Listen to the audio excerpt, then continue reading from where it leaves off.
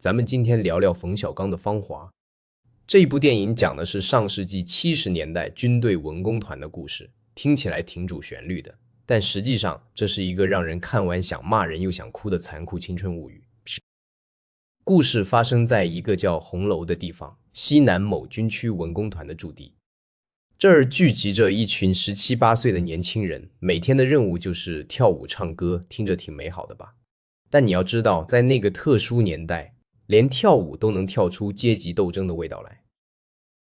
咱们先说说男主角刘峰，这哥们儿在文工团有个外号叫活雷锋，为啥？因为他真的太好了，好到让人觉得不真实。帮炊事班抓逃到大街上的猪，给战友义务打家具，把唯一的进修名额让给别人，甚至连饭堂打饭都能打到一堆没馅儿的饺子皮，他也只是自嘲一句，又拿我开玩笑了。战友们对他什么态度呢？一边享受着他的好，一边拿他开涮。有人跟他握个手，转头就嬉皮笑脸的喊：“我这手可不能洗了。”活雷锋握过的，全场哄堂大笑。你品品，这笑声里有几分真心的尊重。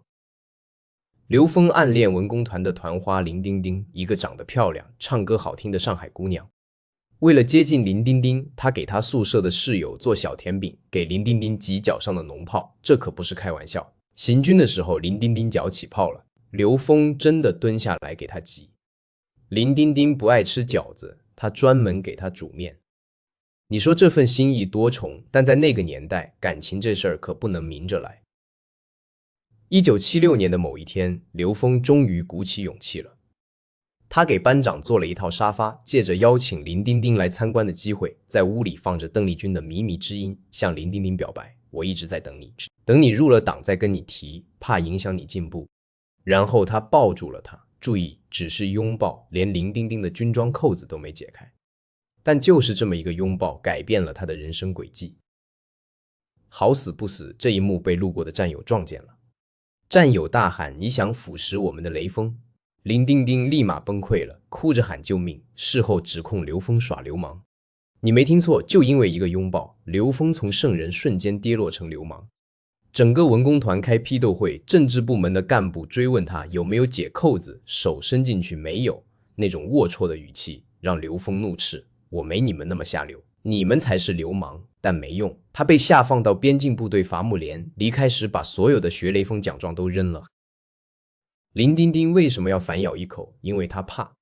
在那个年代，活雷锋是不能有七情六欲的，他只能是一尊供在神坛上的塑像。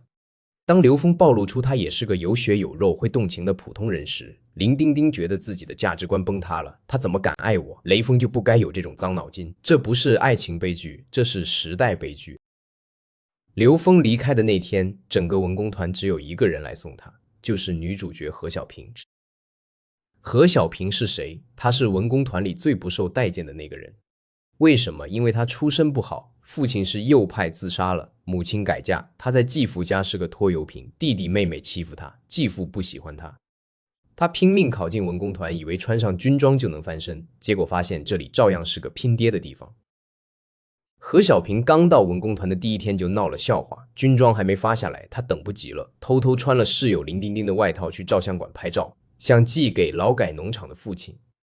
被发现后，全宿舍炸了，说他是小偷。练武的时候，男兵嫌他身上有汗味，当众拒绝跟他搭档脱局。何小萍天天洗澡，但这汗味的标签就是撕不掉。唯一愿意跟他跳舞的就是刘峰。后来又出了个海绵胸罩事件，因为何小萍胸部平坦，她在胸罩里塞了海绵。有一天，海绵从军装里掉出来了，被郝淑文，一个高干子弟，文工团的手风琴手发现了。郝淑文当众嘲笑他，甚至把他的衣服说成有馊味。你想想，一个17、18岁的姑娘在众人面前被这样羞辱是什么感受？但何小萍记住了刘峰的好，所以当刘峰被打成流氓下放时，只有他一个人穿着整齐的军装，站在车站给他敬了一个标准的军礼。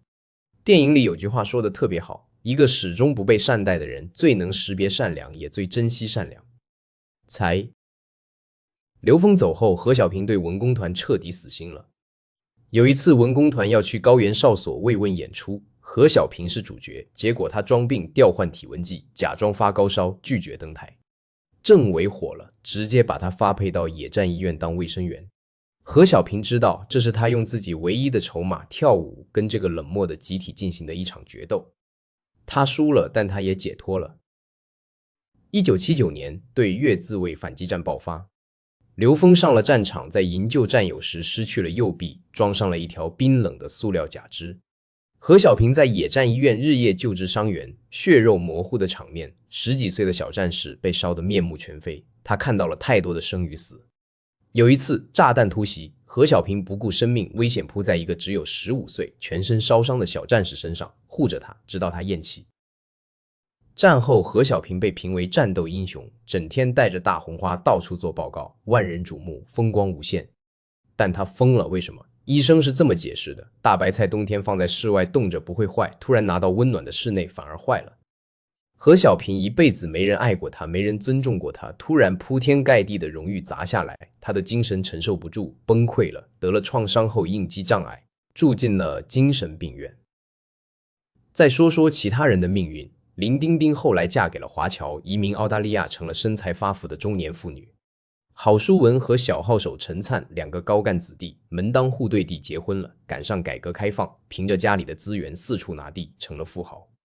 萧穗子，电影的旁白叙述者，成了作家。文工团解散的时候，大家哭成一团，好像这个曾经充满勾心斗角、相互伤害的地方，突然变成了最美好的回忆。90年代，萧穗子和郝淑文在海口重逢，偶然遇到了刘峰。这位曾经的活雷锋战斗英雄正在蹬三轮车做小生意，因为三轮车被城管扣了，他跟城管起了冲突，假肢被狠狠摔在地上。曾经的荣誉、奖章、理想在现实面前一文不值。萧穗子和郝淑文给了他点钱，但谁都知道这改变不了什么。1995年，刘峰和病情好转的何小平相约去蒙自烈士陵园祭奠牺牲的战友。两个在时代洪流中遍体鳞伤的人终于走到了一起。他们没有结婚，只是相互依靠着平淡的过日子。电影的旁白说他们平和知足，但你仔细想想，这平和是真的豁达，还是生无可恋后的麻木？电影最后，萧穗子的话外音响起，一代人的芳华已逝，面目全非。刘峰和何小平坐在长椅上相依为命。他们是这个故事里唯一善良到底的人，但也是活得最惨的人。而那些曾经欺负何小平落井下石的人，却在新时代里活色生鲜，风生水起。这就是芳华，它不是一个关于青春的赞歌，而是一面镜子，照出了人性在特殊时代下的扭曲与荒诞。刘峰的悲剧告诉我们，在那个年代，好人不能有欲望，一旦你暴露出人性，你就会从神坛跌落。何小平的疯癫告诉我们，一个人长期在冰冷中求生，突然的温暖反而会要了他的命。而那些世故圆滑、懂得利用规则的人，却总能笑到最后。有人说这是对青春的致敬，也有人说这是对时代的反思。但不管怎么说，芳华让我们看到善良和真诚，在某些时候可能真的是一种原罪。那些年轻的身体、美好的舞蹈、激昂的歌声，最终都淹没在了时代的尘埃里。留下的只是两个被时代抛弃的人在夕阳下相互取暖的背影。这就是芳华的故事。说它残酷是因为它太真实，说它温柔是因为它还给了刘峰和何小平一个相依为命的结局。但你我都知道，这结局更像是编剧对观众的一点怜悯。现实往往比电影更冷。